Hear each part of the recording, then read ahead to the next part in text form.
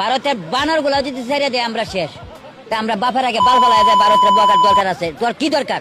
এই সন্ত্রাসের বাচ্চারা, ভারতের বকা দেশ। ভারত কি কখনো বাংলাদেশের বকছে? একবার যদি ভারতে বকে তাহলে অবস্থা কি হইব? একবার যদি ভারতে উল্টি লয় তাহলে এই যে আমাদের দেশের অবস্থাটা কি হবে?